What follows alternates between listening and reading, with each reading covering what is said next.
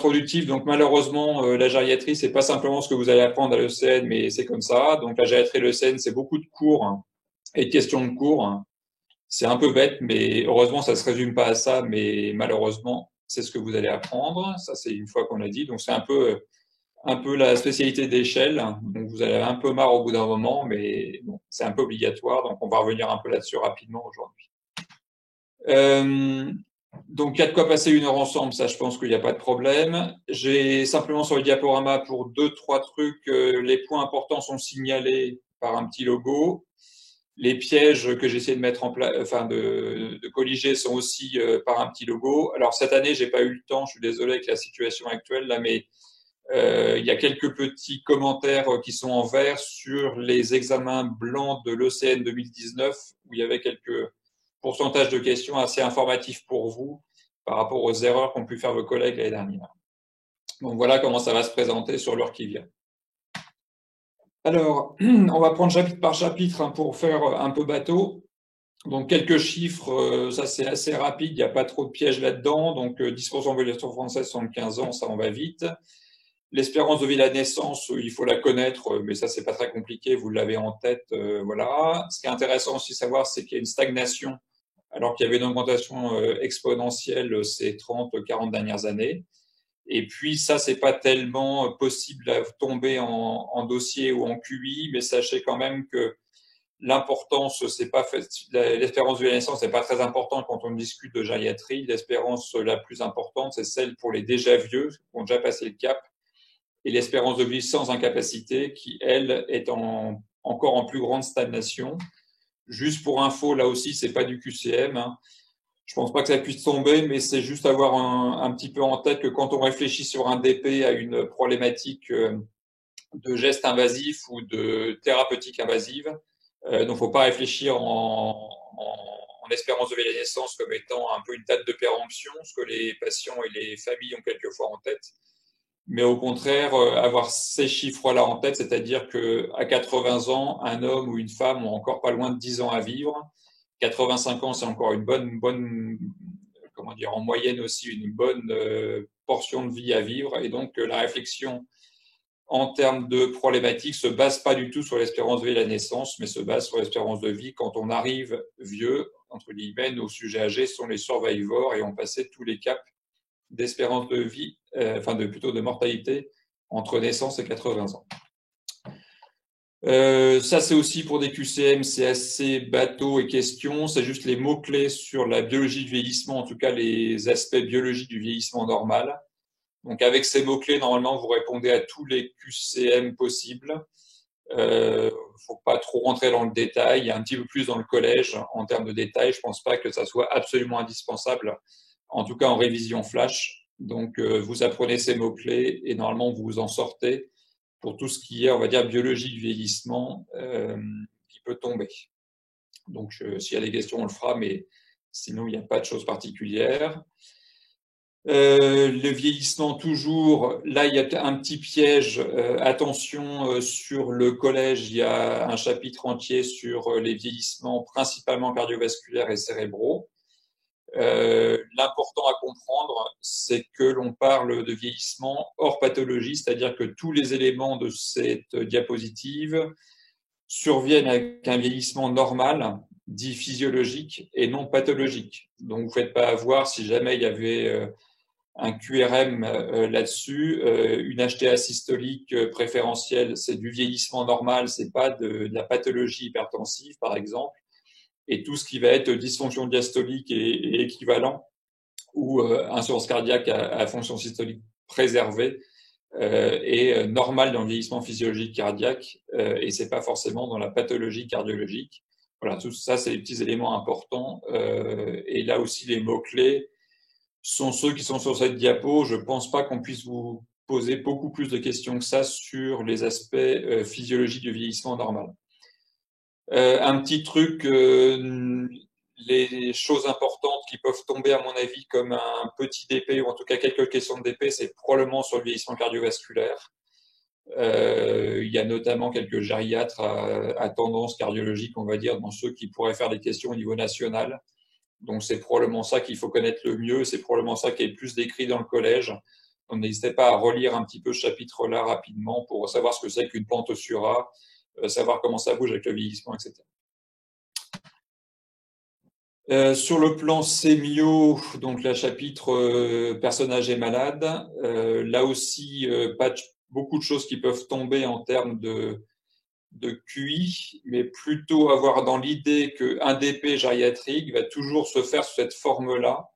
C'est-à-dire que les 4 lignes qui sont sur cette diapo vont être à rechercher systématiquement dans l'énoncé. Et donc, sur votre brouillon à côté de l'énoncé, il faudrait que vous ayez à chaque fois débrouiller l'énoncé gériatrique qui souvent est assez long, en recherchant en fait quasiment ces 4 petits chapitres-là, multimorbidité, polypathologie, le facteur aigu, et chercher un petit peu dans l'énoncé qu'est-ce qu'on va pouvoir vous demander en termes de facteur aigu de décompensation. Bien faire la part, on viendra un petit peu dessus sur le iatrogène, ça bien faire la liste des médicaments et bien avoir en tête en face de quel médicament ce qu'on veut vous faire chercher comme iatrogénie médicamenteuse. Et puis, bien entendu, toujours, on reviendra aussi rapidement dessus, bien regarder dans l'énoncé tout ce qui va être qualité de vie, dépendance, commencer à préparer un petit peu ce que peut être une échelle, parce que c'est là autour de ça que ça va chercher en termes de DP gériatrique. Donc, l'idée de cette diapo est vraiment de vous obliger un petit peu dans chaque DP gériatrique et chaque énoncé à rechercher ces 4 lignes et à vous préparer un petit peu à des questions. Donc, pas hésiter à mettre en marge les points que vous avez soulignés, parce que souvent, encore une fois, l'énoncé est très long pour finalement des mots-clés qui se résument à quelques lignes. L'EGS, donc là, j'ai résumé les échelles qui peuvent tomber comme étant celles de l'EGS. Donc ça, je pense que vous avez ça en tête. Si vous ne l'avez pas, il a encore le temps de l'apprendre. C'est bête et méchant. Il n'y a évidemment pas à connaître le détail de toutes les échelles. On verra lesquelles sont à connaître. Je vous les ai mis sur les diapos d'après. En revanche, les mots-clés de ces échelles, il faut les connaître. Et en fonction de chaque item de l'évaluation gériatrique qui va être abordée. Ça, c'est une mine de questions isolées. C'est encore une fois bête et méchant. On n'a pas le droit de perdre des points là-dessus à l'ECN. L'intérêt pratique, on va revenir dessus après. Voilà, donc là, je pense pas qu'il y ait eu de scoop pour vous. Enfin, j'espère. Si c'est des scoops pour vous, il y a encore un petit peu de semaines pour que ça devienne des choses habituelles. 2-3 petites choses sur les EGS en termes de questions. Donc là, encore une fois, c'était envers ce que les collègues de l'année dernière avaient répondu comme erreur. Donc bien avoir une chose en tête, c'est que la grande majorité des échelles de l'EGS ne se font pas dans une situation aiguë. C'est-à-dire que normalement, dans un DP de gériatrie, il y a une situation aiguë, on ne doit pas vous demander des échelles EGS. Et par exemple, il y avait un piège comme ça sur une question de l'année dernière où quelques-uns, alors 4% c'est pas énorme, mais quelques-uns quand même cochaient dans un DP de confusion le fait qu'il fallait faire une échelle MMS qui n'est absolument pas adaptée, qui est un dépistage de syndrome démentiel ou trouble neurocognitif et qui n'est absolument pas à faire dans un contexte de confusion. C'est même une erreur de le faire en contexte de confusion. Et puis l'autre chose aussi qui paraît évidente, mais autant le répéter, parce que vous voyez que pour 7 sur 10 l'année dernière, ça avait été un piège dans un QI. L'EGS n'est absolument pas diagnostique, c'est-à-dire qu'on ne fait jamais un diagnostic sur une échelle de la diapo précédente, mais c'est toujours une pratique de détection avant confirmation de diagnostic. Et ça n'a très peu de retentissement, ça n'a quasiment pas de retentissement thérapeutique, le GS, en termes là aussi, d'épée aiguë. Mais l'intérêt principal de l'EGS, c'est de pouvoir, en situation stable, envisager des mesures préventives spécifiques. Donc ça, c'est vraiment les 3 mots-clés aussi très importants pour ne pas se faire piéger dans un DP où on vous parlerait d'évaluation génétique standardisée, donc bien avoir ça en tête pour répondre de façon cohérente sur les évaluations. Même si, encore une fois, c'est une mine de QI, mais c'est plutôt une mine de QI qu'une chose à mettre dans un DP où forcément il y aura quelque chose de plus aigu. Les échelles, alors celles-là par contre, il faut les connaître par cœur, mais ça va assez vite et je pense que vous les connaissez déjà par cœur. Les échelles d'autonomie, ça c'est là aussi des QI, on n'a pas le droit de perdre des points là-dessus, c'est du par cœur. Donc l'échelle ADL, c'est la même chose que l'échelle de Katz. Il faut connaître les deux noms, on ne sait jamais. Donc les six items de l'échelle de Katz, ça je pense que vous les avez en tête, sinon il faut les apprendre assez rapidement, mais encore une fois, c'est assez simple. Pour s'en souvenir, pour ceux qui auraient du mal, c'est assez simple, c'est ce qu'on fait sans sortir de la maison. En gros, c'est une échelle de confinement. Ça, vous n'utilisez rien d'autre que ce qui est indispensable pour la vie au domicile, l'hygiène corporelle, les repas, l'habillage, la locomotion, les toilettes, la continence, donc ça, voilà. Et puis l'IADL, donc là, il y a un petit piège, mais quand vous l'avez, vous tombez pas dedans. L'IADL qui est utilisé à l'ECN et qui est utilisé dans les QI, en tout cas officiel au niveau national, c'est l'IADL dit de Lawton, c'est l'autre nom, mais qui a un IADL sur 8, puisqu'il y a des formes dans la littérature d'IADL à 14 qui en fait sont des sommes de l'ADL IADL, et il y a des formes d'IADL à 4 qui correspondent à ce qui est ici, ce que j'entoure là en haut, qui sont les 4 items de l'IADL les plus pertinents pour le dépistage, ou en tout cas pour la corrélation avec des troubles neurocognitifs, principalement majeurs, on verra pourquoi tout à l'heure. Donc l'IADL à connaître, c'est l'IADL 8, c'est-à-dire qu'il contient ces 4 plus pertinents pour les troubles neurocognitifs, mais aussi les 4 dits sexués, puisqu'ils ont été faits pour normalement les deux sexes, en sachant que les hommes de 85 ans qui faisaient des courses, la cuisine, le ménage et le linge, il n'y en a quasiment pas.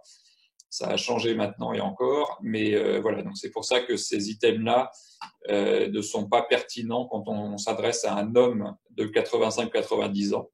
Mais il n'en reste pas moins que c'est celui-là qui sera utilisé dans les QI quand on parle d'IADL et d'items de l'IADL. Voilà. Ensuite, ça, ce sont plutôt des items aussi de connaissances cliniques, mais pas grand-chose possible dans un DP ou un QI pour que ça tombe sous cette forme-là. Si, pardon, j'ai une bêtise. Je passais sur iatrogénie. Donc, iatrogénie, en fait, là aussi, c'est 6 mots-clés qui permettent de répondre à tous les QI sur les facteurs explicatifs iatrogénie chez le sujet âgé. Donc la polymédication, les modifiants pharmacocinétiques, je crois que j'ai pas fait de diapo pour les détailler, mais vous les retrouvez facilement dans le collège, et ça aussi c'est un peu du par cœur, je suis désolé. Les modifications pharmacologiques de type pharmacodynamie aussi. Et puis toujours avoir en tête, et là aussi c'est vraiment quelque chose que vous devez cocher dans un DP quand vous avez un énoncé au départ, c'est toujours avoir en tête les problèmes d'observance, c'est-à-dire bien comment dire dépister ce qu'on vous présente comme étant des déficits cognitifs ou sensoriels qui pourraient poser des problèmes d'observance et donc des problèmes thérapeutiques dans la suite du DP et comme question sur les iatrogénies médicamenteuses.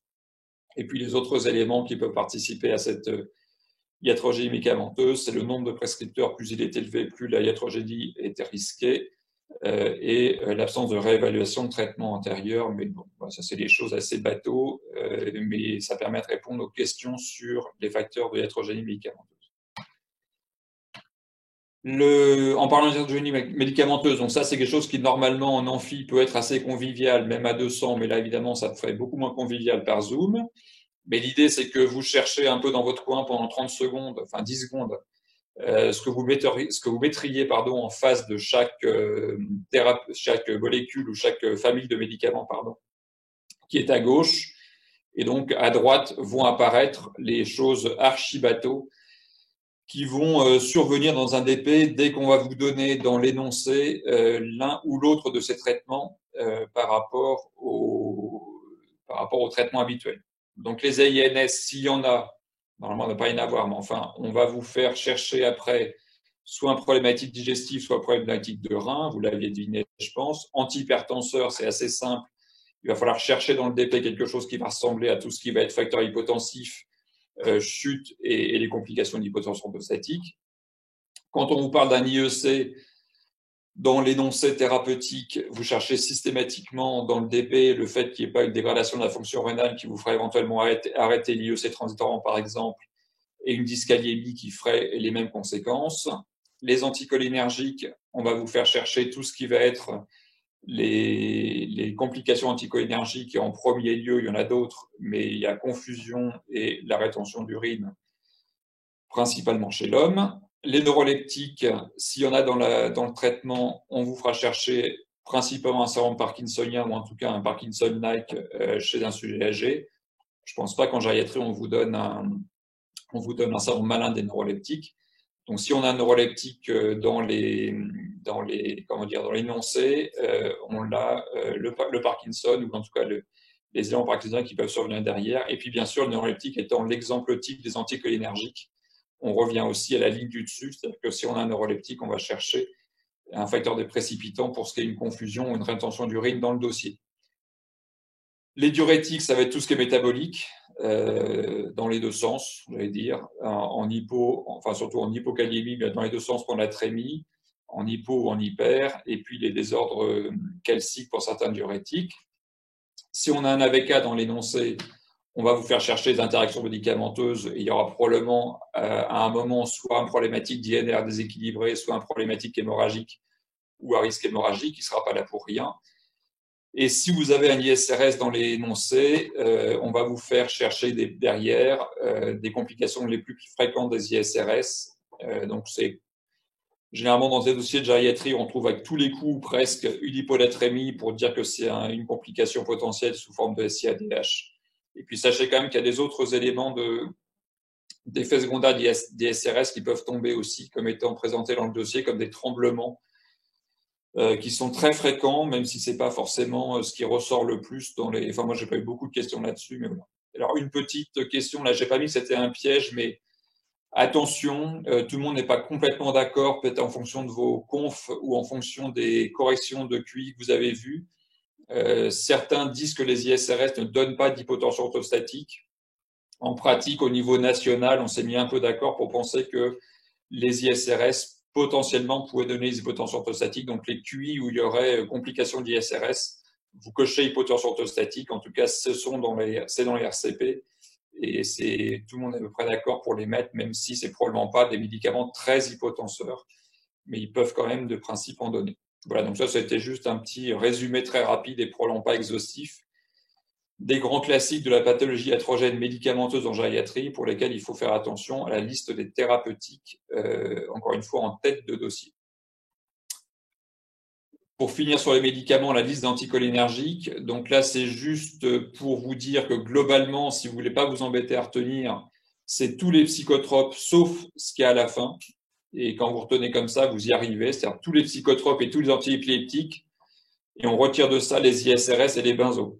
Donc, je pense pas que vous ayez, avec cette notion-là, d'autres QI qui puissent vous poser problème que ça. Et puis après, l'autre piège dans les anticholinergiques, ce sont les antihistaminiques de première génération, type Atarax, que certains gériatres adoraient il y a encore quelques années. Et puis les anticholinergiques planqués dans des je suis en train de chercher le terme.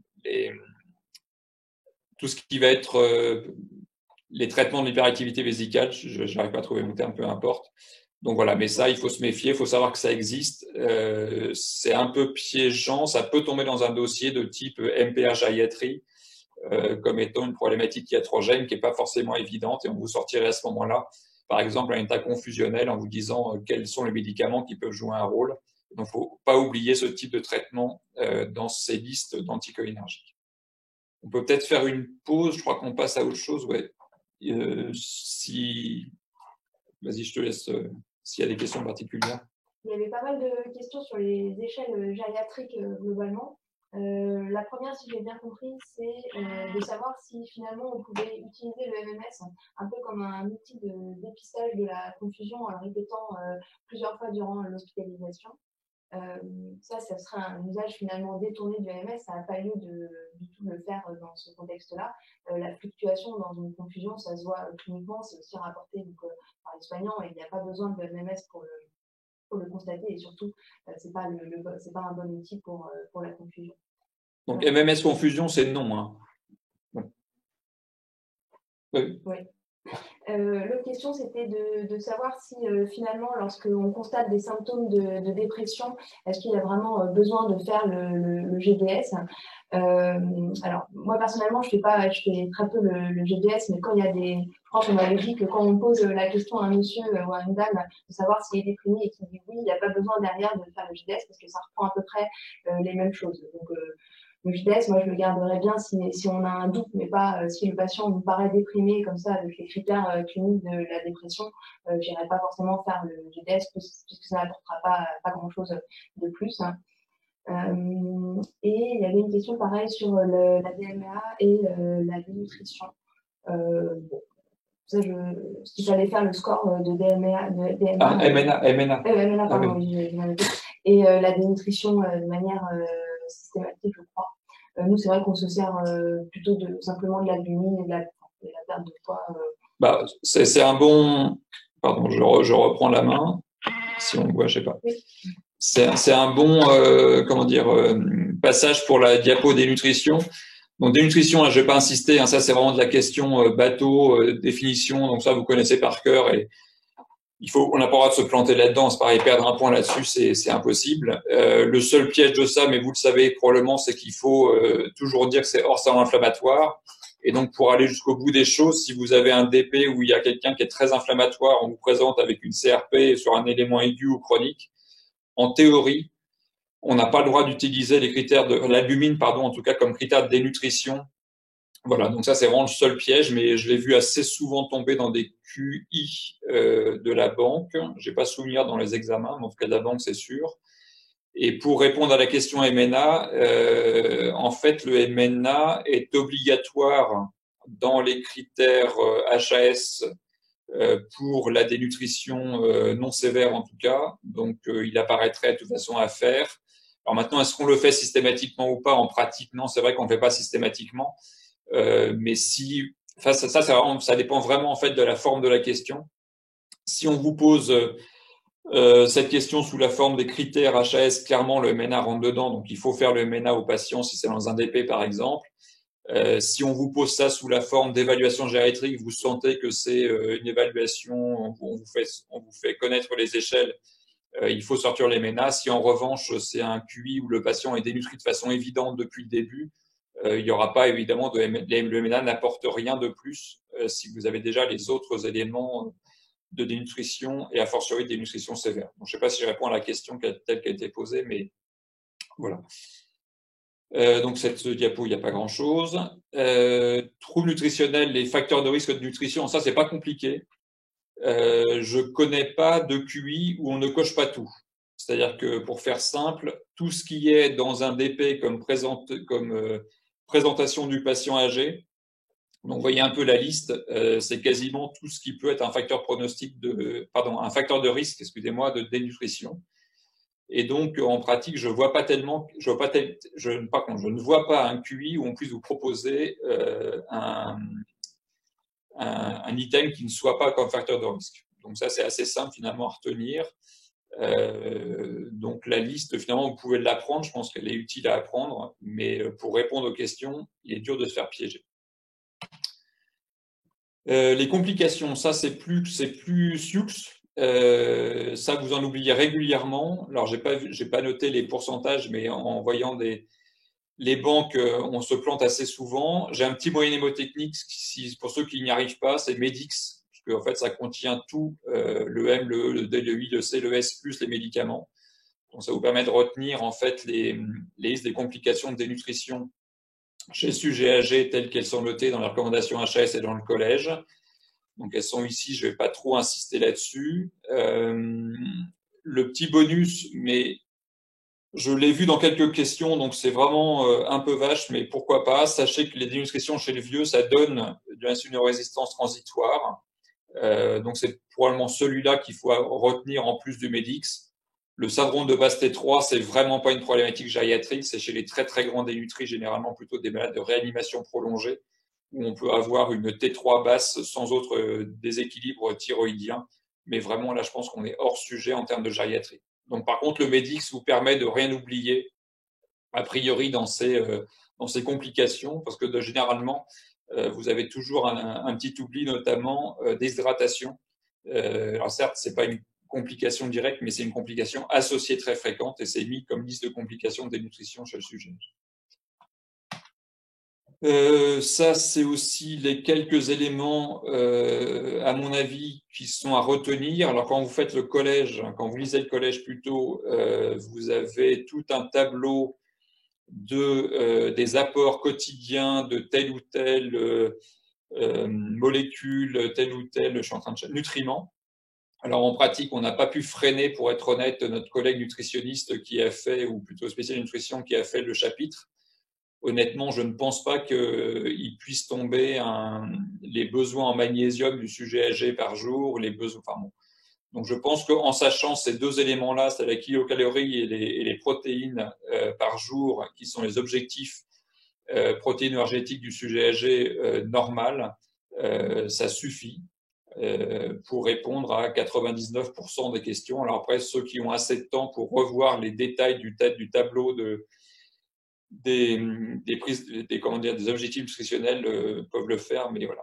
Alors en revanche, la suite de la diapo, ça c'est un petit peu aussi du par cœur, mais c'est important parce que c'est dans les recommandations de l'HAS, c'est le type de surveillance qu'il faut mettre en place pour la prise en charge d'une nutrition quand on la prend en charge en termes de renutrition, soit par complément nutritionnel, soit par simplement régime adapté. Donc, en court séjour, c'est à l'hôpital, pour faire simple, c'est toutes les semaines ou tous les 15 jours en soins de suite. Et quand on est, on va dire, en domicile institutionnel, la surveillance, c'est tous les mois. J'ai eu quelques questions où il y avait marqué on doit surveiller une fois par an quand quelqu'un est en SLD ou en EHPAD. Donc voilà, c'est juste pas se faire avoir là-dessus. C'est assez simple à retenir finalement, donc ça vaut le coup. Les ingestats, ça c'est obligatoire en termes de surveillance, même si c'est pas toujours facile à faire, mais en tout cas, aux théories, c'est un élément de surveillance de nutrition important. Et vous voyez que dans les ECN blancs de l'année dernière, il y a 50% de vos collègues qui oubliaient de cocher l'ingestat dans la surveillance. Donc, n'oubliez pas, c'était tombé c'était en l'occurrence un gériatre s'occupant de nutrition qui avait fait le dossier, mais il y en a quelques-uns dans les banques nationales. L'albumine, ça se surveille, mais ça ne se surveille pas de façon obsessionnelle. Vous savez que c'est quelque chose qui ne bouge pas du tout de façon rapide en termes d'éléments. Donc, si on la surveille, c'est vraiment au grand maximum une fois par mois. Et là aussi, il y avait eu un piège l'année dernière avec un albumine qu'on cochait tous les 10 jours. Et la préalbumine est notée comme étant dans potentiellement une surveillance de nutrition dans les recommandations HAS, mais en pratique, elle est très peu faite en termes de surveillance, parce qu'elle, pour le coup, elle bouge assez vite, on va dire en une dizaine, quinzaine de jours. Et la surveillance n'est pas absolument indispensable pour adapter les éléments de renutrition de façon aussi rapide. Donc vraiment, les trois premières lignes sont importantes et les trois premières lignes sont importantes en termes de fréquence à connaître. Les chutes. La définition des chutes, donc ça, je pense qu'il y a pour personne, pour les chutes à répétition, c'est au moins 2 par an, mais ça, tout le monde le sait. Les définitions des gravités de la chute, ça, c'est très, très important. C'est très facile de faire des QI là-dessus dès que vous avez un DP avec quelqu'un qui va tomber. Donc, il faut bien avoir en tête tous les critères de gravité des chutes. Le critère que vous n'oubliez quasiment jamais, c'est les critères de conséquences immédiates, type fracture, etc. Donc ça, je suis pas inquiet. Plus inquiet éventuellement sur oublier syndrome post-chute, mais comme c'est présenté comme ça, c'est quand même compliqué de pas le cocher. Les situations à risque de gravité d'une chute, ça vous les connaissez généralement assez bien. L'ostéoporose est tellement évidente que vous ne trompez jamais. Traitement antithrombotique, ça vous connaissez par cœur. Ce qui est moins évident, et retenez bien, c'est que le fait d'être isolé socialement et familialement est une situation à risque pour un critère de gravité de chute. Donc ça, c'est pas forcément flagrant, intuitif, donc bien retenir ça. Et puis là aussi, en termes de gravité, les signes de mauvais pronostic sont des critères de gravité. Ça, on peut les oublier assez rapidement, notamment le simple fait d'être répétitif, d'avoir des chutes répétées, est un facteur de risque en soi de gravité de la chute. Et puis ensuite, ce sont les pathologies responsables ou les examens cliniques pathologiques en termes de neuro qui sont des facteurs de gravité de chute. Voilà, donc ça, il y a quelques petites choses qui ne sont pas flagrantes dans cette liste. Donc, revoyez-la bien. C'est encore une fois très facile de faire un QI sur quels sont les facteurs de gravité chez ce patient qui tombe 2 à 3 fois par an dans la présentation du DP. Là aussi, grand classique sur les chutes et dans la gériatrie de façon générale, c'est facteurs prédisposants versus facteurs précipitants. Là aussi, on recherche les uns et les autres dans l'énoncé du dossier. Donc, pour les chutes, facteurs prédisposants, c'est cette liste qui est là, sur laquelle il n'y a pas grand-chose que vous n'avez généralement, enfin, pas grand-chose que vous avez du mal à retenir, plus exactement. Le seul petit piège dans l'iatrogénie, pour revenir aux médicaments, c'est les corticoïdes. Mais ça, vous savez généralement que si on vous présente des corticoïdes au long cours chez un patient âgé, il va falloir se méfier notamment de la sarcopénie secondaire. C'est probablement ça d'ailleurs pour ça que ça a été mis sur le dossier. Et donc savoir que ça peut être un facteur prédisposant de chute. Le reste sont des choses relativement évidentes. Et dans les facteurs précipitants, là aussi les choses sont assez simples. Puisque c'est un mélange de métabolique, d'éléments cardiologiques, de iatrogènes, encore une fois, et de neurologiques. Ça, généralement, vous n'avez pas trop de soucis. Le seul piège potentiel dans cette diapo, c'est qu'évidemment, vous avez des choses qui sont dans les deux cases, c'est-à-dire qui sont en même temps des facteurs prédisposants et en même temps des facteurs précipitants. Typiquement, l'hypotension orthostatique apparaît dans les deux. Un certain nombre de iatrogénies médicamenteuses apparaissent dans les deux. Donc, bien faire attention à ça, parce que là, pour le coup, c'est très, très facile de vous piéger sur des QI en faisant très attention à l'énoncé de ce qu'on vous demande, quels sont les facteurs prédisposants versus précipitants. Encore une fois, c'est un très grand classique des dossiers gériatriques et vous devez vous attendre à ça quand vous lisez l'énoncé et que vous faites votre petit brouillon sur le côté. Voilà, donc attention à ce piège de ce qui apparaît dans les deux tableaux prédisposants et précipitants. Les conséquences des chutes, bon, les fractures, c'est évident, les hématomes, vous y pensez tout le temps, pardon. La rhabdomyolyse, vous y pensez tout le temps aussi, il n'y a pas de souci. Un seul piège là-dedans, c'est pas le syndrome post-chute, qui n'est pas un piège comme étant une conséquence, ça, je pense que vous le connaissez. Le piège, c'est que ça apparaît comme une conséquence urgente. Donc ça c'est pas évident pour ceux d'entre vous qui ne sont pas passés en gériatrie, mais ça, c'est important à retenir. C'est le syndrome post-chute doit apparaître comme étant une conséquence urgente des chutes, tout aussi urgente qu'une rhabdomyolyse, ou quasiment aussi urgente qu'une rhabdomyolyse, donc peut-être un petit peu moins quand même qu'une fracture, mais c'est vraiment le mot urgence pour ce syndrome post-chute qui doit vous alerter, parce que vous auriez tendance quelquefois à peut-être pas cocher le syndrome post-chute comme étant une conséquence urgente dans un DP de quelqu'un qui tombe et qui se pointe aux urgences, par exemple.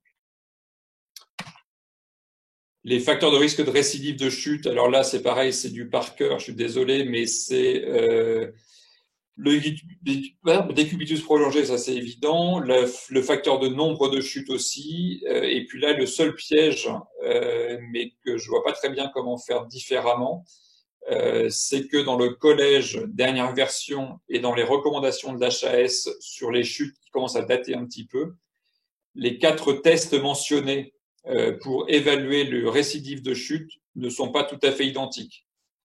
3 d'entre eux sont identiques, donc ça, c'est probablement les 3 qu'il faut connaître le mieux. Donc, par exemple, quels sont les tests à faire dans l'évaluation de votre patient pour évaluer le risque de récidive. Donc, ces 3-là sont absolument indispensables à sortir. L'appui unipodal, le TUG et le stop walking, le talking. Et entre les deux types de recommandations, donc HAS versus collège, bah, vous avez le 4e test qui diffère. Voilà, donc connaissez les deux, en sachant que c'est plutôt celui du collège qui sortirait sur un DP et un QI adapté et actualisé. Voilà, c'est à mon avis le seul piège, mais il faut connaître au moins le nom de ces tests. Leur type de réalisation n'est pas forcément indispensable, c'est quasiment impossible à opposer sous la forme de QI. Les examens urgents en cas de chute, donc ça aussi c'est une liste qui est absolument indispensable à connaître par cœur. Il n'y a pas de choses que vous oubliez très régulièrement. Évidemment, tout ce qui est métabolique, la glycémie rentre dans le métabolique, il n'est pas dans le ionogramme habituel, donc attention pour un QI. Les radiographies des zones douloureuses, ça je pense que si vous oubliez ça, bon, vous l'oublierez pas aux urgences. Le CG évidemment est obligatoire en toute chute du sujet âgé, mais ça vous l'oubliez pas non plus. La seule chose là qui pose problème et qui pose problème toujours en termes de réponse au QI, c'est le scanner cérébral. Donc, le scanner cérébral n'est pas un examen de première intention en cas de chute, en tout cas de toute chute survenant chez un patient âgé, y compris se pointant aux urgences. On a toujours tendance à le cocher très facilement, d'autant plus qu'il est souvent très facilement fait aux urgences. Mais en pratique, en tout cas, même si dans la vraie vie, il est très souvent fait, dans un QI de CN, il n'est pas en première ligne et donc il n'est à faire que si il y a un symptôme neurologique. Alors vous allez me dire, un symptôme neurologique sujet âgé, ça peut aller vite, hein. Une confusion est un symptôme neurologique, par exemple, dans un DP. Donc que s'il y a un symptôme neurologique et que s'il y a un traitement antithrombotique, là aussi, importance d'avoir bien en tête la liste des traitements qu'on vous donne dans l'énoncé du dossier.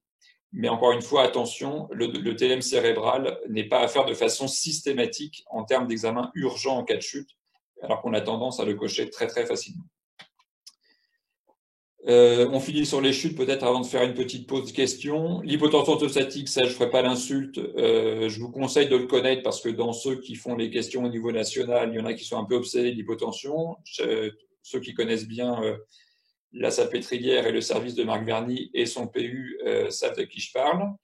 Les pièges de l'hypotension orthostatique, c'est typiquement celui que j'ai coché ici, c'est-à-dire que l'augmentation ou non de la fréquence cardiaque, qui est un élément important dans la recherche d'hypotension orthostatique pour voir notamment tout ce qui est végétatif, ne rentre pas dans la définition. Donc attention, même si c'est quelque chose que vous devez connaître et que vous devez faire de façon systématique, ça ne rentre pas dans la définition officielle de l'hypotension orthostatique. Ça, c'est un piège un peu bêta, mais qui fait perdre des points assez facilement.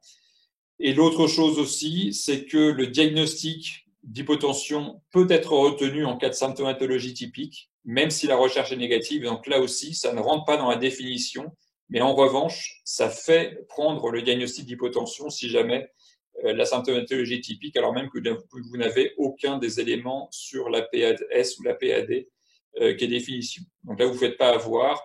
J'ai vu pas mal de QI dans la banque où il y avait ces pièges-là et on perd facilement des points là-dessus.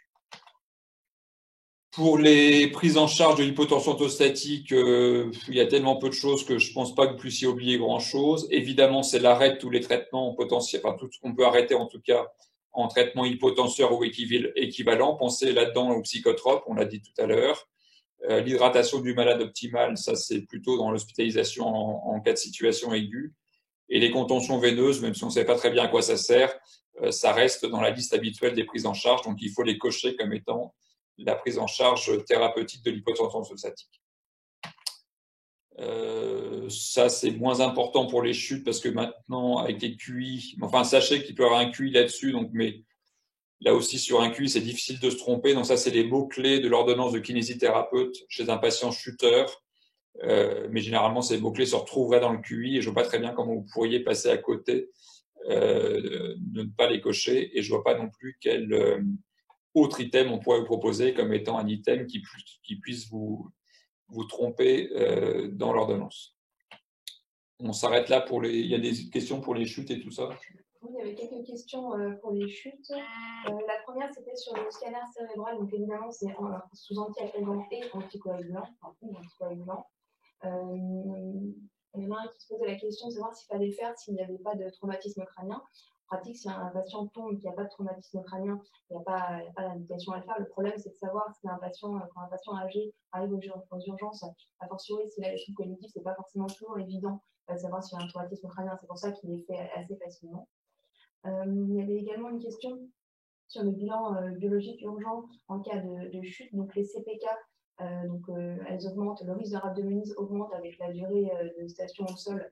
Il y a une question sur le délai, même si c'est inférieur à 1 heure, c'est quand même fait systématiquement. La calcémie ne fait pas partie du bilan de chute urgent, de même que la vitamine D. La vitamine D sera faite dans le bilan de chute, mais il n'y a pas besoin de le faire lorsque le patient est aux urgences.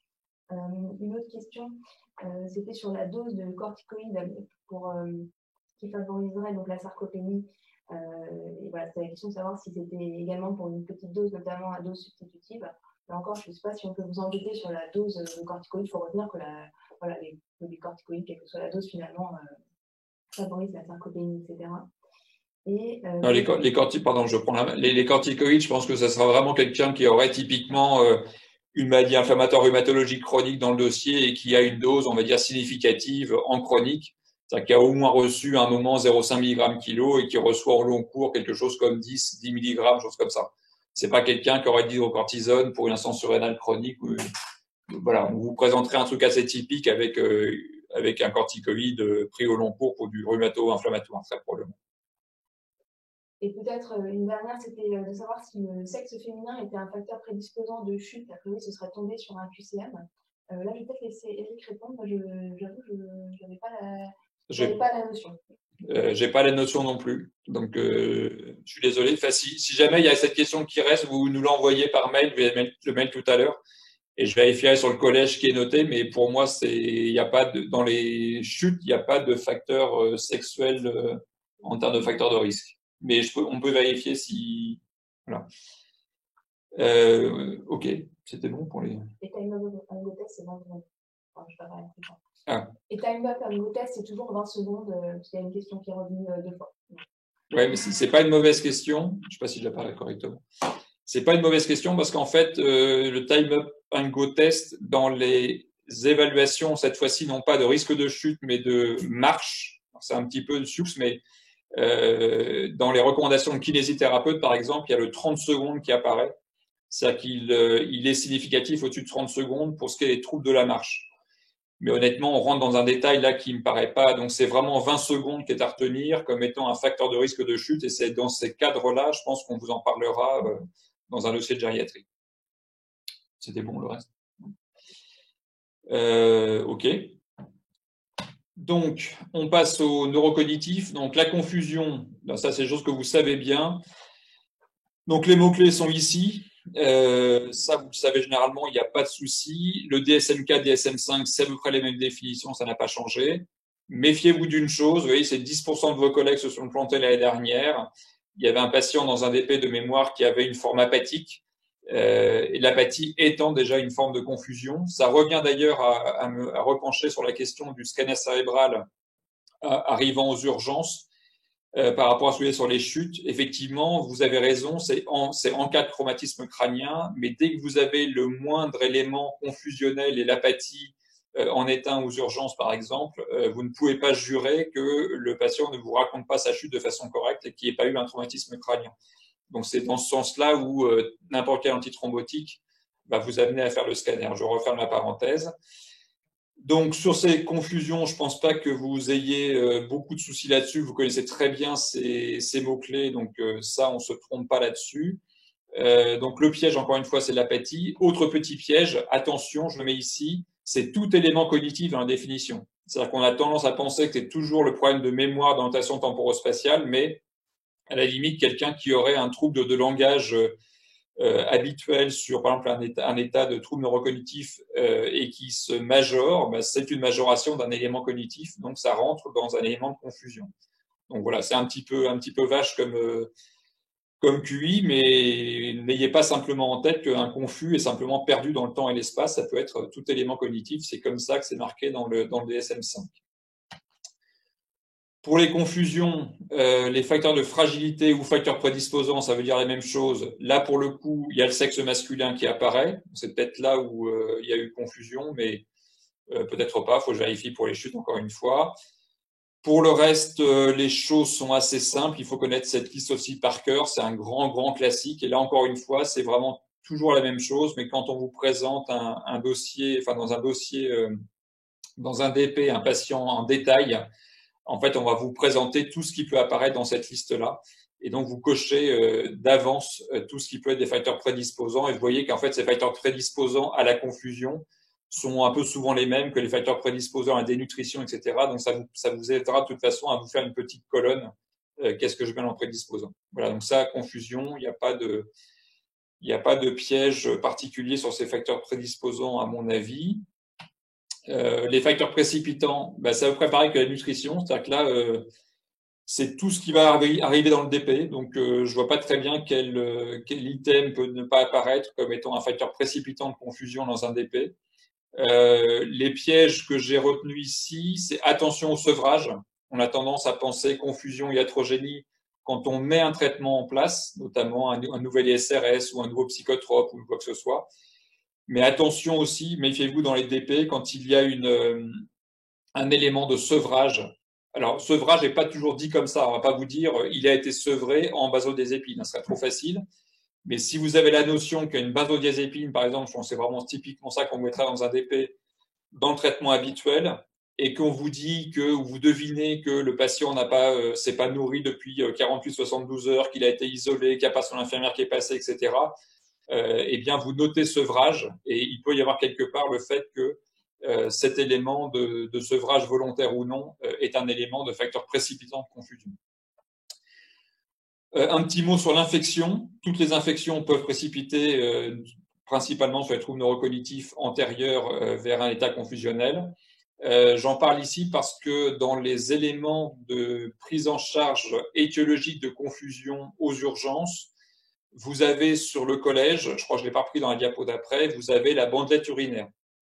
Alors c'est dans ce cadre-là, en sachant que dans la vraie vie, on vous dira aussi qu'il ne faut pas faire de bandelette urinaire à l'aveugle, notamment chez la femme âgée, ça ne sert à rien.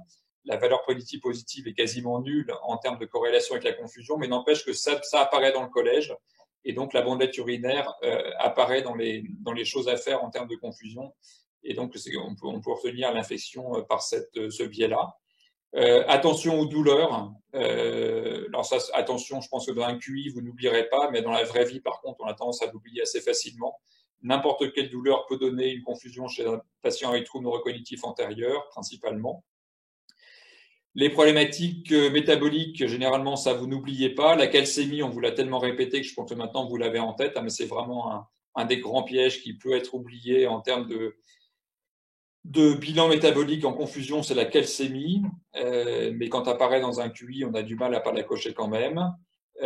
Attention aussi, mais c'est plus pour la vraie vie que dans les QI, dans les toxiques, il peut y avoir l'anesthésie. Typiquement, quelqu'un qui fait une confusion post-opératoire, le toxique, il est iatrogène par anesthésie.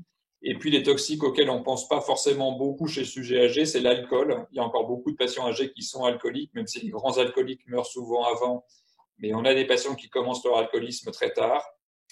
Et puis le CO, mais le CO, c'est dans des DP qui seraient assez simples à visualiser, puisqu'on vous parlerait à ce moment-là d'une problématique de chaudière qui ne marche pas. Bref, ce n'est pas quelque chose qu'on voit souvent. Pour le reste, en termes de facteurs précipitants, les choses ne doivent pas être très complexes. Ça, on en a parlé pour les chutes. Alors, attention, c'est pas tout à fait la même chose pour la confusion. L'indication de scanner cérébral, là aussi, c'est pas en première intention. Même si vous, quand vous passez aux urgences et qu'un patient âgé arrive confus, très souvent ou quasiment tout le temps, il aura son scanner cérébral. Mais attention, sur un QI de CN, vous ne cochez pas le scanner cérébral comme systématique en première intention, donc en urgence, devant une confusion. Et vous ne le cochez que si vous avez l'un de ces éléments du dessous, c'est-à-dire que s'il y a de localisation neurologique, s'il y a un traumatisme crânien même mineur, donc là on revient sur ce qu'on avait dit, quelqu'un qui est confus ne peut pas vous dire qu'il est tombé, ne peut pas vous dire qu'il a fait un trauma crânien, et donc c'est aussi pour ça que très souvent on le fait, mais dans un DP de CN, on essaiera de vous faire voir qu'il y a eu un traumatisme crânien, soit on vous dira qu'il a été retrouvé par terre, et donc suspecter une chute, soit on vous dira qu'il y a par exemple un hématome de la face ou une chose comme ça. Mais c'est seulement dans ces cas-là qu'on fera le scanner en première intention. Et puis s'il y a un traitement anticoagulant ou antiagrégant, donc c'est les mêmes problématiques que pour les chutes, on fait le scanner cérébral en cas de confusion, et cette fois-ci en première intention. Voilà, donc ça, attention, c'est quelque chose qui est très piège et qui pose des questions habituelles dans les DP et les QI gériatriques. Les principes de traitement, ça, je ne suis pas très inquiet, vous les connaissez par cœur. Les motifs d'hospitalisation d'un confus, alors en pratique, c'est vraiment très théorique parce que tout patient âgé confus sera hospitalisé. Mais il y a quand même dans le collège ces trois éléments-là qui sont repris comme des critères d'hospitalisation. C'est très discutable parce qu'encore une fois, c'est quand même très compliqué de rendre un confus âgé à son domicile, si j'ose dire. Mais bon, sachez qu'il y a quand même des critères qui sont énoncés dans le collège qu'il faut connaître, ou qui sont pas très compliqués à rattraper sur un QI et à s'en souvenir, mais quand même. Et puis sur la prise en charge thérapeutique, là généralement vous ne vous plantez pas. Vous savez qu'il y a que deux molécules, enfin plutôt deux familles de médicaments qui sont utilisés, c'est soit les basos en cas d'anxiété, et anxiété majeure posant problème, dangerosité pour lui ou pour l'entourage, soit les neuroleptiques en cas d'éléments psychotiques prédominants dans le syndrome confusionnel. Et c'est seulement dans ces cas-là qu'ils seront utilisés. Sinon, on vous fera dire ou on vous fera cocher le fait qu'on ne met pas, dans la grande majorité des cas, de médicaments pour tout élément confusionnel chez un patient âgé. Et puis le reste, les non médicamenteux, ça généralement vous les connaissez bien. Évidemment, on n'attache pas un patient confus, même si souvent on a envie de le faire. C'est entre guillemets. Hein. Et vous le voyez faire, mais ça, c'est absolument interdit à cocher ça sur un QI de gériatrie. Ça serait assez mal vu, et si on vous le met, c'est pour pas le cocher, hein, ou il faut vraiment qu'il soit extrêmement dangereux pour lui-même ou l'entourage, et on vous présenterait ça sous forme tellement évidente que vous ne pourriez pas vous tromper. Et puis un grand piège aussi, mais là c'est pareil, quand on vous le présente en QI, il faut vraiment le faire exprès pour pas le cocher, c'est le neurosensoriel, c'est-à-dire qu'il faut qu'il ait ses lunettes, il faut qu'il ait son appareil auditif, y compris en état confusionnel, même s'il risque de les casser, etc. Voilà, donc ça vous le savez généralement, je suis pas très inquiet là-dessus. Et puis oui, une chose aussi, je l'ai pas mis sur cette diapositive, mais un piège classique dans les QI confusion, c'est que il faut mettre le patient au calme.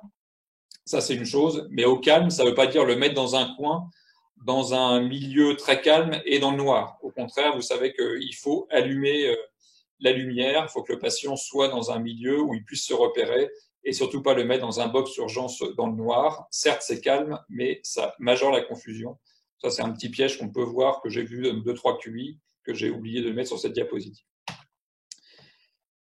Les troubles neurocognitifs. Alors en fait, c'est pas très compliqué, en tout cas en niveau ECN, qui est à peu près mon niveau personnel d'ailleurs.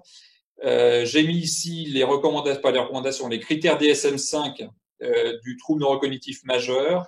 Et en fait, il est inutile d'apprendre les critères du trouble neurocognitif mineur, puisqu'il suffit d'apprendre ces troubles de neurocognitif majeur et d'apprendre les deux éléments en rouge là, parce que les deux éléments en rouge sont les seuls qui différencient le mineur du majeur. Donc le majeur devient majeur quand le déclin cognitif est dit significatif. On met ça où on veut, mais c'est marqué comme ça dans le DSM-5. Et quand il retentit sur l'autonomie. Alors là aussi, il y a un piège qu'il faut connaître, c'est que l'autonomie évaluée dans les troubles neurocognitifs comme étant passant du mineur au majeur est fixée sur les IADL. Et donc, il suffit qu'il y ait une assistance pour un IADL, c'est-à-dire en fait les choses finalement relativement fines, pour qu'on parle de troubles neurocognitifs majeurs. Donc ça, c'est vraiment très important que vous ayez ça en tête et que vous ne vous fassiez pas piéger sur cet élément de définition.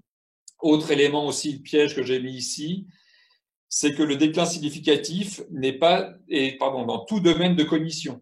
Donc c'est un peu pareil que tout à l'heure pour la confusion, c'est pas simplement le fait d'avoir un trouble de mémoire, c'est évidemment ce qui est le plus prédominant et souvent le premier élément cognitif touché, mais tout élément de cognition rentre dans les définitions de troubles neurocognitifs majeurs comme mineurs. Donc c'est vrai pour le langage, c'est vrai pour les fonctions exécutives, et il n'y a pas toujours, loin s'en faut, en premier élément, un élément mnésique ou d'orientation temporospatiale. Donc ça, vous ne faites pas avoir là-dessus aussi.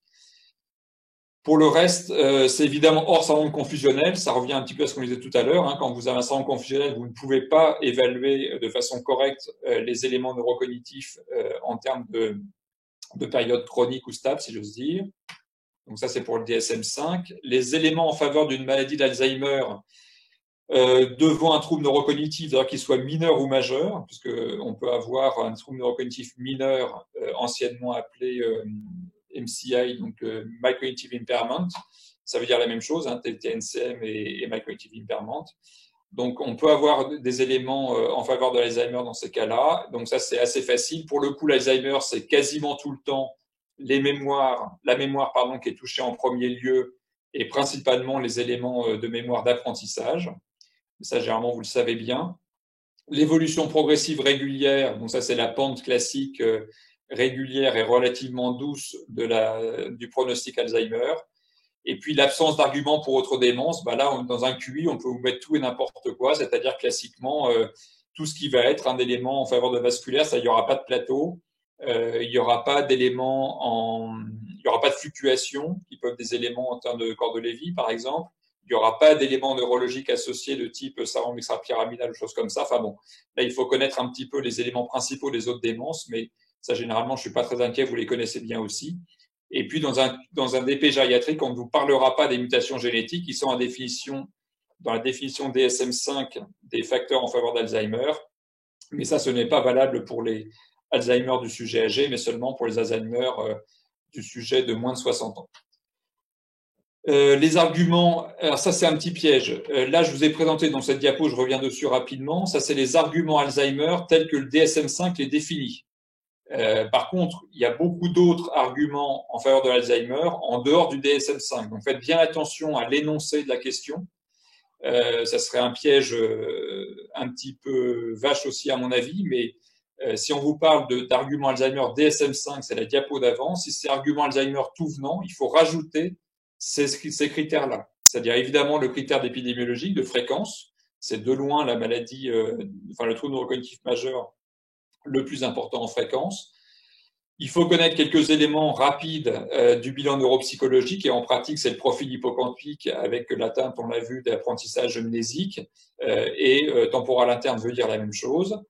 Les critères d'imagerie, donc c'est soit scanner, soit IRM, mais en tout cas l'atrophie hippocampique, ça peut être sur les deux, mais vous savez que c'est l'IRM qui est privilégié, mais elle serait aussi valable sur un scanner. Donc ça, c'est le critère qu'il faut retenir en termes d'arguments pour Alzheimer. Et puis, un critère qui était jusqu'alors et qui reste encore un peu limite de la recherche clinique, mais que de plus en plus rentre dans la pratique clinique habituelle de bilan initial d'un trouble neurocognitif majeur, ce sont les critères de marqueurs non plus du LCR, mais comment il s'appelle maintenant? Enfin, peu importe. Le LCR avec les peptides amyloïdes et les protéines tau et la tau hyperphosphorylée. Et là, il faut connaître les résultats de ces marqueurs, parce que maintenant, ça rentre quasiment quand même dans les bilans, en tout cas pour ceux qui font du bilan neuropsy de façon habituelle. Donc, ces marqueurs qui étaient un bonus jusqu'alors, à mon avis, sont maintenant à connaître comme étant des arguments pour la maladie d'Alzheimer en cas de troubles neurocognitifs. Donc, ça, je pense que vous savez rapidement. C'est assez facile à souvenir. En fait, l'amyloïde, c'est les plaques bêta-amyloïdes. Donc, les plaques restent dans le cerveau. Et donc, du coup, il y a moins d'amyloïdes qui se baladent. C'est comme ça qu'on retient qu'il y en a moins dans le LCR. Donc, les plaques prennent l'amyloïde, pas dans le LCR. Et à l'inverse, les protéines tau et la tau hyperphosphorylée, ça, c'est des atteintes neuronales. Et donc là, c'est destruction du neurone, et pour le coup, destruction du neurone, libération de la protéine tau, et donc il est normal qu'on en ait plus dans le LCR. Donc ça, si vous n'avez pas à retenir ces flèches, vous pouvez retenir en comprenant de façon très, très rapide la physiopathe extrêmement simplifiée de l'Alzheimer, mais je vais donner à peu près mon niveau de connaissance de la biologie de l'Alzheimer. La prise en charge thérapeutique Alzheimer, là, je pense que c'est plus très à la mode, donc ça m'étonnerait qu'on ait beaucoup de choses sur anticholinestérasique, antiglutamate. Mais si anticholinestérasique, c'est pour vous faire dire qu'il y a des effets secondaires. Donc là, il faut connaître l'effet secondaire principal et plus dangereux qu'est la bradycardie. Les effets secondaires les plus fréquents de très très loin étant les effets secondaires digestifs qui ne posaient pas de problème pratique. Mais c'est la bradycardie qui fait que et notamment leur manque de preuves qui fait que ces médicaments anticholinestérasiques ont un peu perdu la main, si j'ose dire. Pour le reste, dans les traitements non médicamenteux, là, pareil, sous forme de QI, je vois pas très bien comment vous pourriez passer à côté de ces choses-là quand on vous les propose. Donc, la rééducation orthophoniste à domicile ou à domicile principalement, les aides qui vont avec les besoins de soutien de l'entourage aussi, et puis la protection juridique qui est à réfléchir assez rapidement dans l'évolution de la maladie. Mais ça, c'est pareil, quand on vous le propose sous forme de QI, je ne vois pas très bien comment vous pourriez oublier de cocher ça. La prise en charge, ça c'est un petit piège aussi, c'est pour les Reco France, c'est pas dans le DSM-5, mais vous savez, dans les Reco France, il y a des définitions des stades légers, modérés et sévères de Alzheimer. Donc, connaissez ces chiffres-là, c'est assez facile à retenir. 10 et 20 comme cut-off. Et le seul piège là-dedans, mais là encore, ce serait vraiment très, très aller dans le détail, c'est que vous avez quelque chose qui s'appelle les formes modérées entre 10 et 20. Et dans les formes modérées, il y en a une qui s'appelle les modérément sévères. Donc, c'est pas les sévères. Et les modérément sévères, c'est 10 à 15. Voilà. Donc, ne vous faites pas avoir. Perdre un point là-dessus serait vraiment trop idiot. Mais j'ai pas vu beaucoup ce genre de QI. En tout cas, dans les examens, je crois que j'ai jamais vu. Mais dans la banque, il y en a quelques-uns qui reprennent ces stades. Voilà, on fait une petite pause pour les confusions, troubles neurocognitifs, etc. S'il y a des questions. Oui, donc les questions. Les questions d'abord sur les troubles neurocognitifs. La première, c'était une des premières, c'était de savoir pour la définition des troubles neurocognitifs majeurs, c'était une perte d'un demi ou un point complet pour l'IADL. Donc on a dit c'est quand il y a besoin d'assistance, donc perdre un demi-point, ça suffit pour avoir besoin d'assistance. Une question qui était posée, c'était de savoir si une personne âgée qui ne reconnaît pas son fils, est-ce que là on parle de trouble de mémoire rétrograde? Donc, enfin, oui, ça permet surtout de.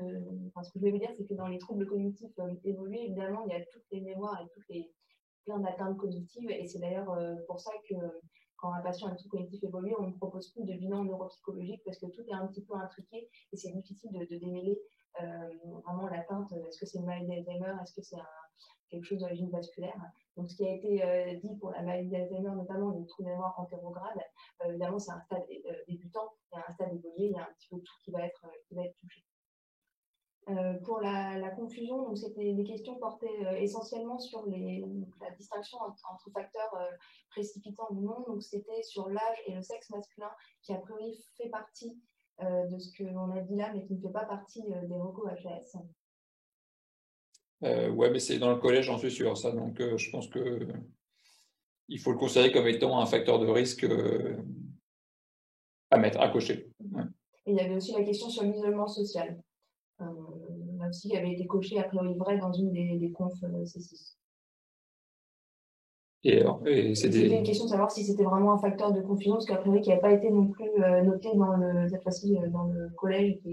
Alors, je crois que j'ai mis sur la diapo, hein, mais oui, non, isolement social ou socio-familial est un facteur de risque de confusion. Oui, moi je cocherais oui.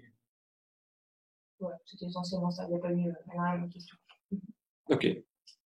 Là aussi, c'est assez bateau comme question de cours. Donc, juste pour ceux qui ont posé la question sur les tests en fonction de la gravité du trouble neurocognitif majeur, c'est vrai que dans les critères de gravité, pas de gravité, mais les échelles de MMS pour dire trouble neurocognitif modéré, sévère ou léger, le MMS arrive jusqu'à 10. En pratique, c'est vrai qu'il ne sert plus à grand-chose dans ces cas-là. C'est pour ça que ces critères sont discutables. Mais bon, comme ils apparaissent dans les recommandations HAS, je crois qu'il faut quand même les savoir. Et après, est-ce qu'il y a un MMS à partir duquel le bilan neuropsychologique n'est plus utile parce que ne pourra pas faire la différence entre différents types de démence tellement tous les éléments cognitifs sont atteints. Là, il n'y a pas de consensus. Sachez quand même, pour votre info, que dans la vraie vie, on dit qu'avec un MMS inférieur à 15, un bilan neuropsychologique dans le détail ne sert probablement plus à rien. Mais voilà, il n'y a pas de consensus et il n'y aura pas de question là-dessus. En tout cas, à l'ECN, ça c'est une certitude. C'est bon? Ok. Allez, on enchaîne. Donc là, des choses sur les protections juridiques. Donc là, c'est des choses qu'il faut connaître aussi. C'est vraiment trop bête de perdre des points là-dessus. Mais ça, vous les connaissez bien généralement. Le seul piège, à mon avis, là-dessus, c'est ne pas confondre, pour ce qui est de la sauvegarde, la déclaration, plutôt pas la déclaration, on peut alerter le procureur de la République, surtout quand c'est un médecin qui le fait pour la sauvegarde, alors qu'on alerte directement le juge des tutelles pour les tutelles ou curatelles. Et en revanche, pour la prononciation, enfin pour prononcer, excusez-moi, je fatigue, pour prononcer la sauvegarde de protection, la protection, pardon, pour prononcer la protection, c'est toujours le juge des tutelles qui se prononce. C'est-à-dire qu'un juge des tutelles est aussi indispensable pour la sauvegarde de justice que pour le tutelle curatelle. Donc le procureur de la République n'apparaît que dans la sauvegarde, mais que pour la déclaration initiale quand c'est un médecin qui le fait.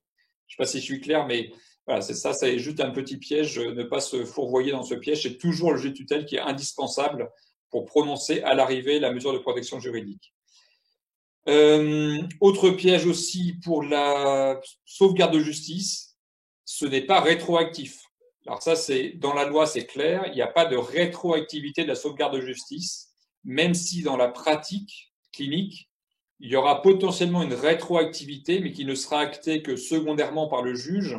Si par exemple quelqu'un a fait des achats complètement délirants un mois avant le fait qu'on ait détecté ça et qu'on l'ait signalé, ça sera refait éventuellement par le juge en rétroactif, mais la sauvegarde elle-même en soi n'a pas d'effet rétroactif tout seul. Donc, attention, c'est ça qui est important dans la définition, il ne faut pas se planter. Là, j'ai vu quelques questions là-dessus quand on parlait de protection juridique. La durée, ça, généralement, vous connaissez ça par cœur, il n'y a pas d'inquiétude, c'est 1 an renouvelable. L'effet est immédiat, c'est la différence avec les tutelles ou curatelles. Et le reste des différences, pour ne pas se planter, c'est le fait de l'obligation d'un médecin expert pour tout ce qui est tutelle curatelle, alors qu'il n'y a pas de médecin expert pour la sauvegarde de justice. Il suffit, entre guillemets, que ce soit un spécialiste. Un spécialiste n'étant pas considéré comme un médecin expert au niveau de la loi, médecin expert étant médecin expert auprès des tribunaux. Voilà, donc ça, c'est voilà, les petits pièges sur les protections juridiques sont, à mon avis, les seuls qui sont signalés sur cette diapo. Donc, si vous connaissez ces pièges-là, vous ne pouvez pas perdre de points sur des questions qui seraient des questions de cours sur ces éléments. Ça, c'est un petit tableau que vous lirez tranquillement sur les actes possibles ou pas possibles en fonction de curatelle versus tutelle. C'est relativement simple finalement, puisque la tutelle a le droit de quasiment rien faire, sauf une chose. Alors ça, c'est un piège aussi, mais je l'ai vu que dans une seule question une fois.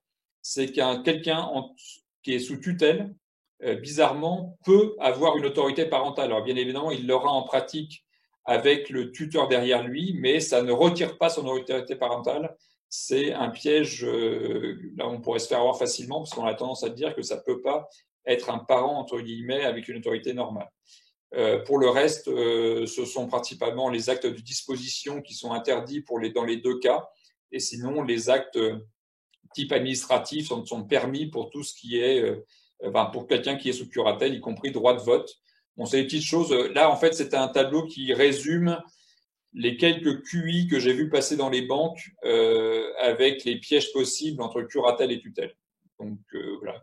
Très honnêtement, je ne connais pas par cœur, mais vous avez à le connaître par cœur dans quelques semaines et vous ne pourrez pas vous faire avoir. C'est pas trop compliqué finalement, mais les pièges aussi sont assez simples à vous donner en QI. On finit sur le décubitus. Donc, les définitions des stades des escarres, ça, généralement, vous le connaissez bien. Les mots-clés sont sur cette diapositive. Voilà. La peau est intacte, en tout cas, pas d'effraction cutanée pour le stade 1. Il y a déjà une atteinte épidermique pour le stade 2, qui atteint donc le derme en termes puisque l'épiderme est touché. L'érosion profonde en dessous du derme, c'est le stade 3.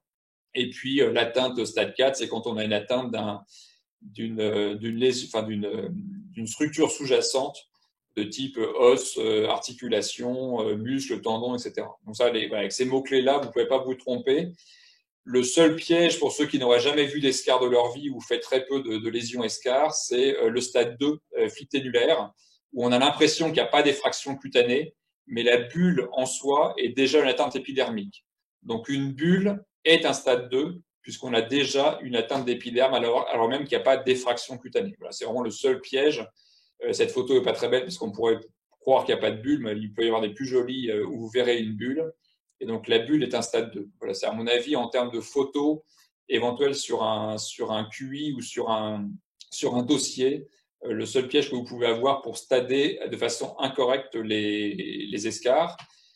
Et je vous ai mis ici l'exemple d'une escarre qui était dans un dossier de l'année dernière en examen ECN d'Île-de-France, je crois.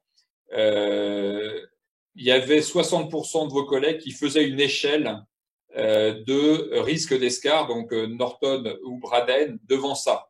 Alors, bien évidemment, c'est évident quand on le dit, mais quand on est à ce stade-là, il est absolument hors de question de faire une échelle d'escarre. L'échelle d'escarre est une échelle d'évaluation du risque. Donc, quand un patient a déjà une escarre, il est évidemment complètement inutile, d'aller évaluer son risque d'escarre. Le risque d'escarre, vous l'avez sous les yeux. Ça, c'est un premier point. Et puis l'autre point sur cette diapo qui était présentée, c'est comment stader cette escarre. Donc, bien évidemment, c'est déjà une escarre au moins stade 3, puisque il n'y a plus de derme sous la nécrose. On a déjà atteint tout le derme. En revanche, on ne pouvait pas, sur cette simple photo, cocher stade 4, puisque vous n'aviez pas accès, entre guillemets, à une structure sous-jacente. Donc, vous ne pouvez pas savoir si en dessous, là, en l'occurrence, c'était un talon, il y aurait une atteinte osseuse. Voilà, donc ça, c'est un piège, mais qui est apparu comme étant dans les ECN, dans les entraînements ECN Île-de-France de l'année dernière. Donc, ne faites pas avoir avec ça. C'est aussi toutes les limites de cette stadification qui a tendance à un peu disparaître en termes d'utilité pratique, mais qui est encore dans les collèges et donc dans les questions potentielles. Ça, c'est plus pour votre information, pour que vous ayez ça en tête et quand vous serez dans quelques mois internes, vous avez ça dans votre poche. C'est beaucoup moins pour le CN, c'est les pratiques des pansements que vous connaissez très très mal, généralement en D4 parce que c'est pas de votre faute, hein, vous avez eu assez peu de cours là-dessus pour la plupart. La seule chose peut-être éventuellement qui pourrait, si un dermatologue fait un dossier de dermatogériatrique avec une escar, c'est de savoir que le principe global de la cicatrisation et donc des pansements, c'est de garder l'escar en milieu humide. Ça, c'est pas forcément intuitif non plus quand on vous l'a pas dit. Une escar ou tout, d'ailleurs, c'est pas une escar, toute plaie chez sujet âgé ou autre d'ailleurs, pour cicatriser, doit être en milieu humide. Donc, c'est pas trop humide, sinon ça cicatrise pas, ça macère, mais pas trop sec, sinon ça cicatrise pas non plus. Voilà, quand vous savez ça, en fait, vous savez choisir les pansements avec ce type de recommandation. Pour le reste, encore une fois, c'est plus pour votre connaissance clinique dans quelques mois. Et ça aussi, c'est parce que vous n'avez pas à connaître les pansements en détail pour l'ECN. En tout cas, je ne crois pas. Je ne crois pas que j'ai vu de détails là-dessus, mais peut-être que j'ai pas vu toutes les questions dermatologiques. Vous aurez éventuellement cette diapo si jamais vous voulez faire. Alors, elle n'est pas toujours très simple, mais ce qui est le plus important, c'est plutôt de retenir ce qu'il y a, cette colonne de gauche ici et la capacité d'absorption. C'est-à-dire retenir en fait que les absorbants en cas d'escar très humide sont les alginates. Voilà, et les alginates pour le traitement. Mais encore une fois, je n'ai pas vu de question là-dessus et ça me paraît trop médicament entre guillemets et trop thérapeutique pour un QI sur une escar en ECN. Il y a des questions sur ce qui vient d'arriver. Oui, c'était surtout sur le stade de. Voilà, tu fallait répondre sur le stade de l'escar sur la photo. Est-ce qu'on coche. Je la remets. Est-ce qu'on coche stade 3 ou est-ce qu'on répond pas, enfin, on coche rien en se disant qu'on ne nous a pas précisé s'il y avait une atteinte osseuse ou musculaire sous-jacente? Bah là, on cocherait stade 3 en l'occurrence sur cette question-là. Il fallait cocher stade 3 parce qu'on voyait qu'il n'y avait plus une atteinte dermique complète. La nécrose, on ne veut pas savoir ce qu'il y a en dessous. Donc voilà, le stade 4, c'était il faut connaître la structure en dessous. Donc c'est pas précisé, c'était ça le piège en fait. Et la question du coup, c'est de savoir si le stade ne se code pas seulement après déversion, et du coup si on pouvait répondre encore une fois à ça. Oui, dans la vraie vie, oui, vous avez raison. Dans la vraie vie, en fait, on ne stade pas avant d'avoir retiré soit la fibrine, soit la nécrose, en l'occurrence. Mais là, je vous cite simplement un exemple de question qui est tombé l'année dernière. Il fallait bien répondre quelque chose sur cette photo-là. Mais on est d'accord. Il faut stader après déversion dans ces cas-là. Et dernière question qui n'a pas de lien forcément avec l'escar, c'est de savoir quelles sont les échelles à connaître par cœur. Alors, l'échelle de sous-entendu, je pense, d'évaluation gériatrique, oui. Connaître par cœur, à mon avis, il n'y a que les ADL, IADL. Je sais pas, Anne, tu as d'autres. Mais... Non, j'aurais dit ADL, IADL. Ouais, c'est ce que j'ai vu tout à l'heure sur la première diapo, une des premières diapos. Hein, les autres, c'est connaître le nom des échelles, savoir à quoi elles se rapportent, savoir leur utilité et leurs limites. Ça, j'essaie de vous le préciser. Mais ne connaissez pas par cœur le MMS, etc., même si vous l'avez souvent bien fait en stage et vous le savez, mais non, il y a vraiment que la IADL, ADL qui sont dans les éléments à connaître par cœur, en sachant que le par cœur est assez facile à retrouver sur un QI quand on vous propose sous forme d'items à cocher. Donc, soyez pas trop inquiets là-dessus, si vous les retrouverez assez facilement si vous les avez appris avec les quelques pièces que je vous ai présentées là. C'est bon. Vas-y. Ok, bon, on a fini pile à l'heure, je crois, avec le retard. Hop, je me reviens. Je vais être par là. Merci beaucoup, Eric. Je confirme que vous avez un peu de retard, mais bon, comme il n'y a personne derrière, voilà. J'espère que. Et dernière chose, pardon, Fleur, je te coupe. C'est juste ça. Parce que c'est non, je te coupe 2 secondes, c'est pour te dire ça. Donc, encore une fois, n'ayez pas peur de la gériatrie parce que globalement, si vous connaissez bien le collège et les items, on ne peut pas se planter, mais les quelques pièges. J'ai vous présenter les pièges qui pouvaient coûter cher.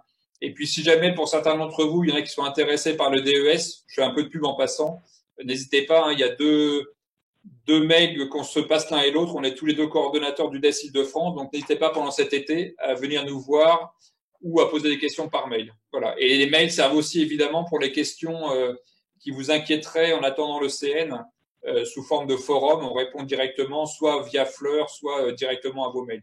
Donc pas d'hésitation sur l'utilisation de ces deux mails-là. Voilà, merci. Je vous envoie je vous envoie la sauvegarde des questions. S'il y a certaines auxquelles vous n'avez pas pu répondre, vous pourrez répondre par écrit ou préciser, notamment pour certains facteurs de risque qui étaient en discussion là. Donc vous pouvez faire une réponse par écrit et je mettrai sur Moodle. Ok.